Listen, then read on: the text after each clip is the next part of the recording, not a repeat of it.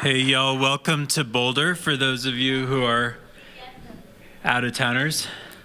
It's really nice to have you all here.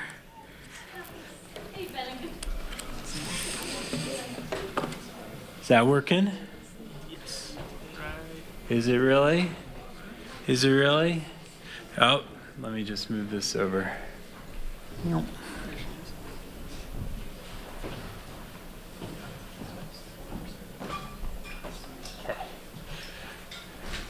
All right. Okay, I'm gonna. For those who aren't familiar, I'm a professor at CU Boulder up the hill. I'm in media studies, and it's really a pleasure to have this event here. The folks who've been putting it on have been leaders in our community, bringing some of the best sides of the crypto, Web3, kind of whatever cluster of things you're into. So I'm really grateful for all the work that's gone into organizing this event and for all of you who've come here to see the awesome community we've been building here. So I'm going to talk a little bit about my own little latest AI turning upside down of the head. We've all been having them in one stage or another, but this is my particular way of realizing, oh, maybe I have been approaching the questions I've been working on for the last few years completely wrong. I would be very happy for someone to tell me that actually I'm wrong about this and I can go back to where I was before, but I might fight back a little bit. Okay.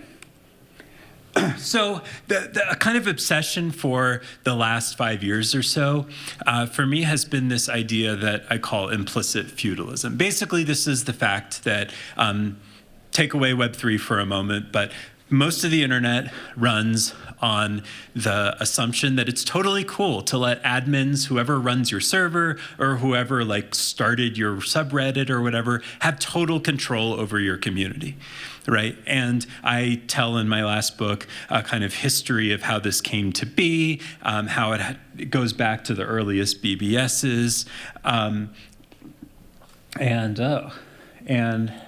how do I get this thing to? Sorry, 1 second. Oh, it has been going. Sorry. Okay, there we go. And how we've come to treat this stuff as really, really normal. And I've been really interested in how do we create spaces in which users really can co-govern, self-govern the stuff that they care about in online life. And one example of that is when you take away the old server-client relationship and you end up with something like a blockchain that is a collectively governed network of one sort or another. Now, not all blockchains, right, are equally democratic and beautiful, of course, but nevertheless, there's an opportunity. Now, one way I've been thinking about this involves this distinction between deterministic and non-deterministic systems. So bear with me for a little bit here. What I mean by a deterministic system is a mechanism, or mechanism as part of a larger system, is a mechanism in which you have a pretty fixed set of rules, you get inputs, the same inputs are going to produce the same outputs, right? A voting system is in this definition, I would call a deterministic system, whereas a non-deterministic system is one that is more driven by agents and judgment. So, Vitalik's latest blog post is a non-deterministic input into Ethereum governance, or the social layer. Okay, you start thinking this way and you realize that every governance system has a mix of deterministic and non-deterministic mechanisms. And that's good, right? It enables us to have both predictable, credibly neutral stuff while also having things that give us kind of more interpretive wiggle room, that are attuned to context. And you see this everywhere you go. You probably, as I'm talking, can imagine different ways in which deterministic and non-deterministic systems operate in your own life.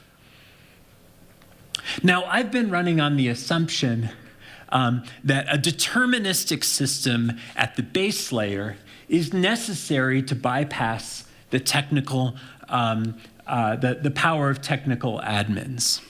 That the power of server admins is grounded in their ability to manage the technical system, and to make that system accessible to others, you need to automate the admin tasks behind the interfaces, and these are systems in which the Lawrence Lessig dictum is true. Code is law.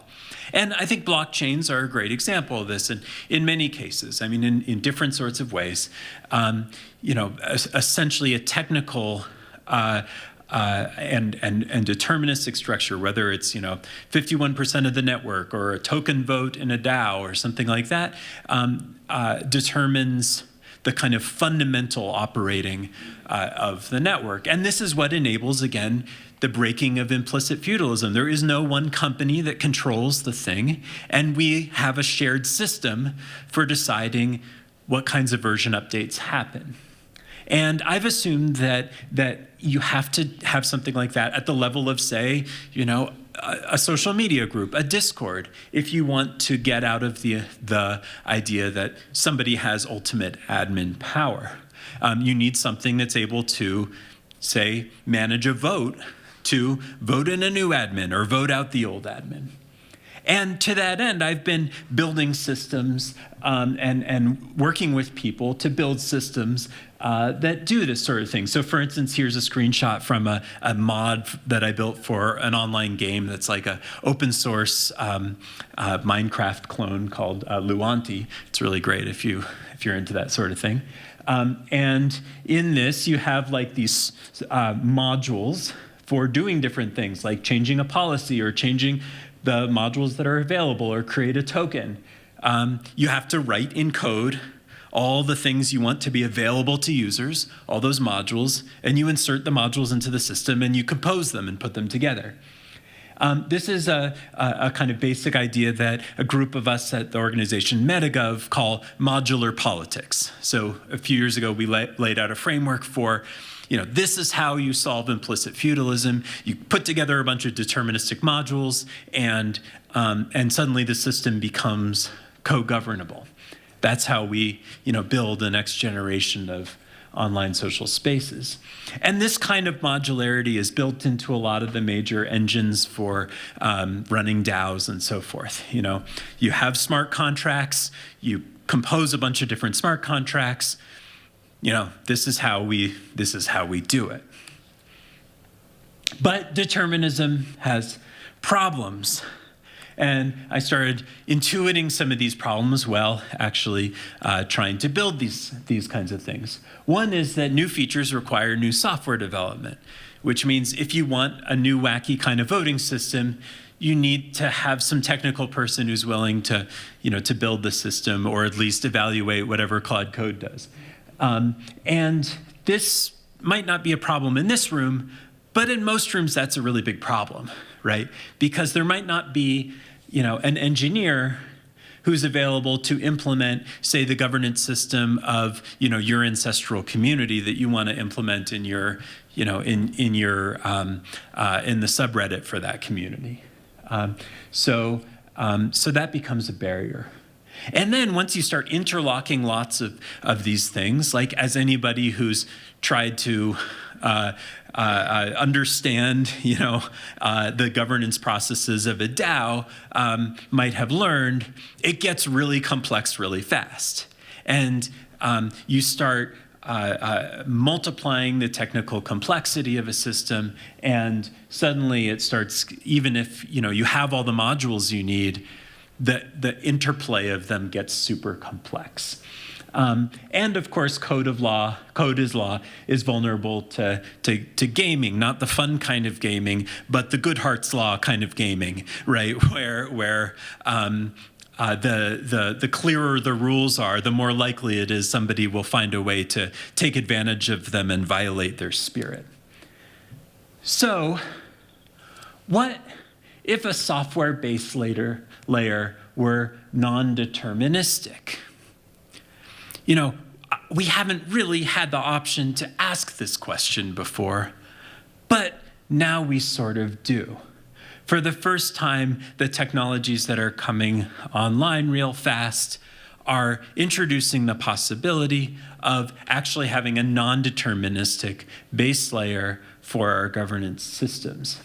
Now, this is a possibility that I must admit I've resisted for a long time, and that has been floating in crypto land for a while. And for example, a few months ago, some colleagues at Metagov and I published an article on attention economies in governance, and we criticized some of the efforts to do agentic governance, in this case, agent-based voting, because I think often it just displaces the problem from one spot to another. Okay, but I'm starting to come around. And part of it is because I've been a fan for a while of some interesting crypto projects, not entirely gone, but things in our past that point to this kind of approach. They're not exactly what I'm talking about, but they do point to something really important. In OneHive and Gardens, there is this concept, which is a DAO framework and kind of collective action framework that I think is really, really interesting. They have woven into the foundational smart contracts the idea of a community covenant, a natural language piece of writing that says, this is what our values are, and actions by the DAO get evaluated against that natural language covenant.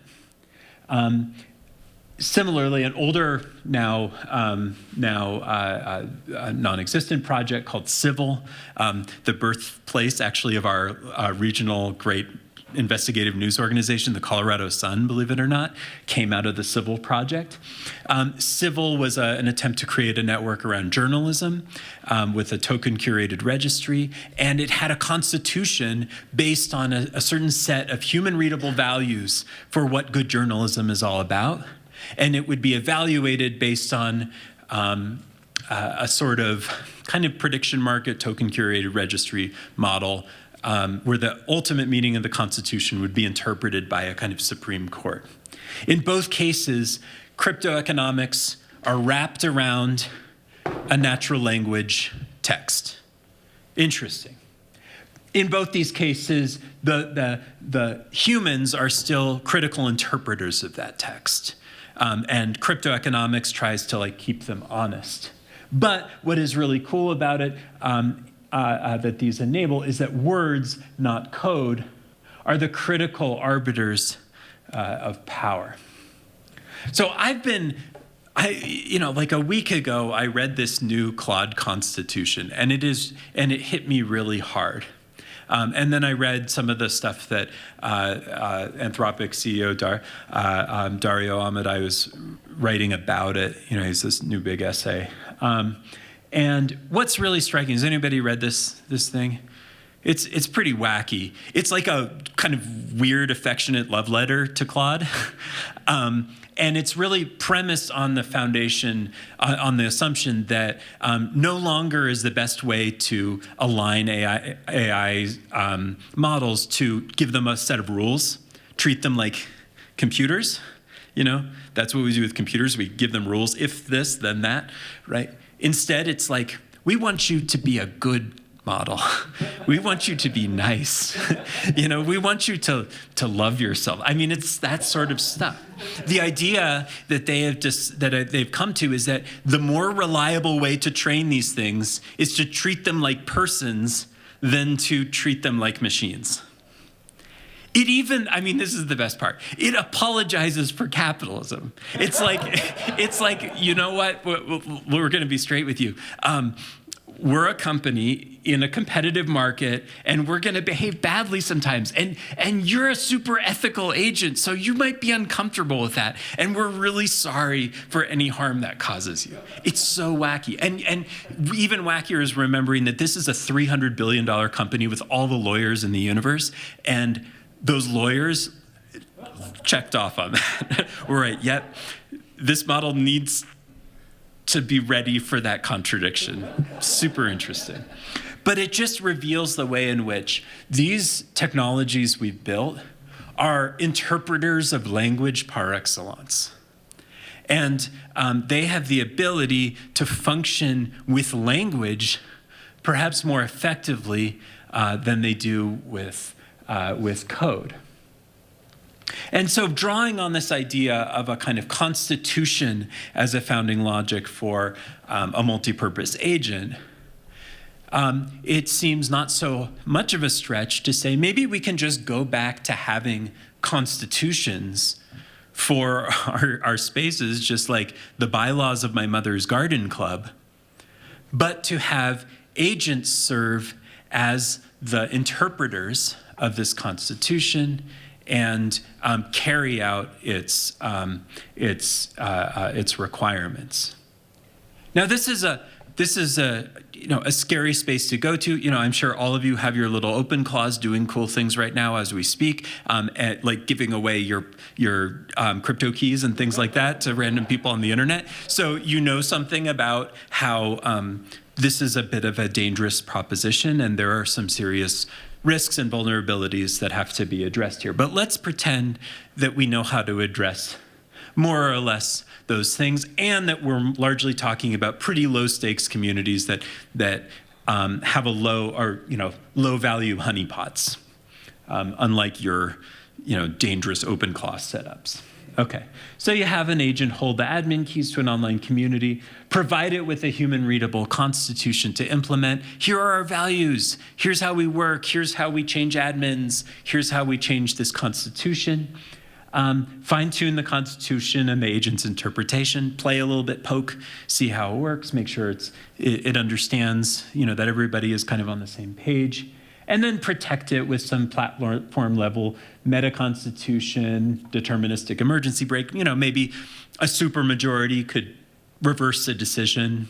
You get some basic emergency breaks in there. Maybe the meta constitution would be like, okay, if we're talking about a subreddit, maybe reddit.com has its own constitution that no sub-constitution can break, that sort of thing, right? So you have some protections. And there are some benefits. I've spent a lot of time hand coding back in those days of a year ago, hand coding modules for governance systems, right? And the idea that maybe we don't need a complex plugin ecosystem is kind of thrilling. That maybe all we have to do is describe in words what we want the system to do, and we can have it. We can have the system check to make sure everybody's had a chance to vote. Hey, did you vote on that? Did you vote on that? You don't have to implement the voting system. You just let the agent implement it.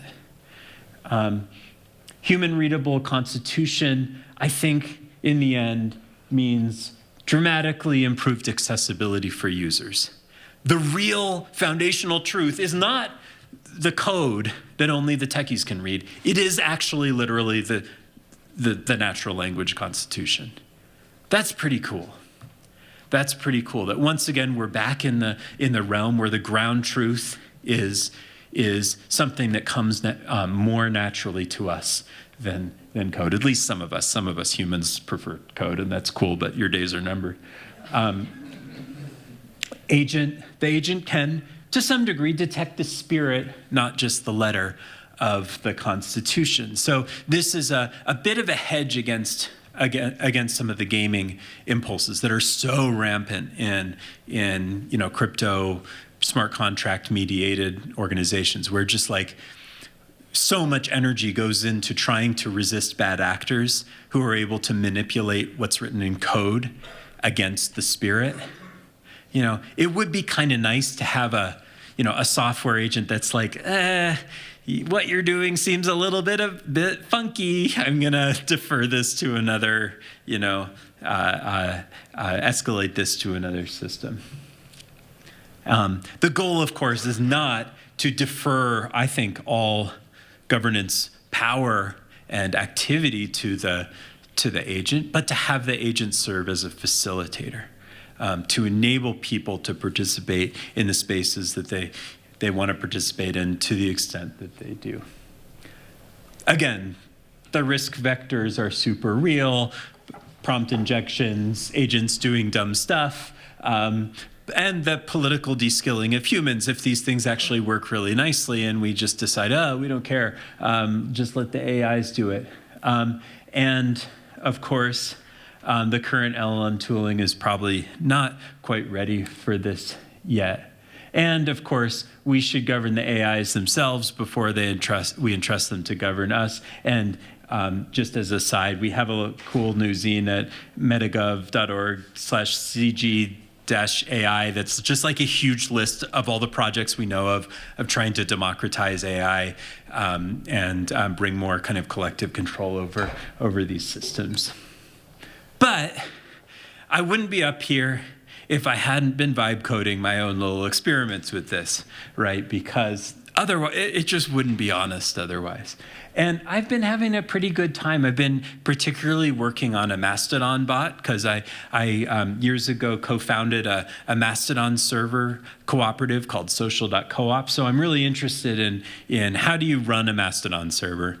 And we rely also a lot on our tech committee. And sometimes in our Lumio, we'll pass a rule or, we'll pass a policy and just wait for weeks and weeks and weeks for the tech folks to finally come around to implement what we passed. And so there's a bit of a real pain point here. And it's taken a few cycles and so forth, but I've gotten this thing to be a pretty good interpreter of the rules, of a constitution. It reads the constitution, it evaluates what I ask it to do, and it implements it. So we have to create the right harness and everything, but I think there's something to this, and I think there's a pathway there.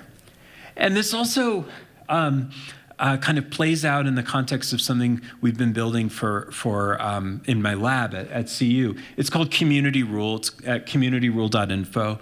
And over the years, it's a tool that's designed to help communities build simple bylaws quickly.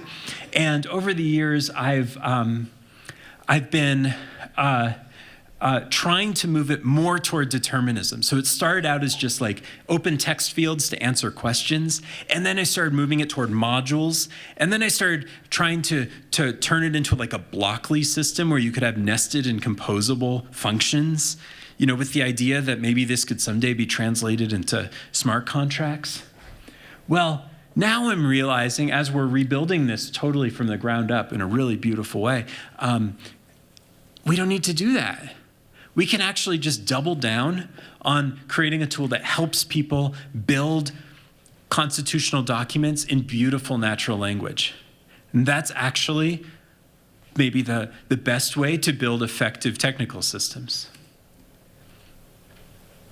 So that's the kind of hope that the future of online governance design is actually a lot more than I had previously thought, like the past of community governance design.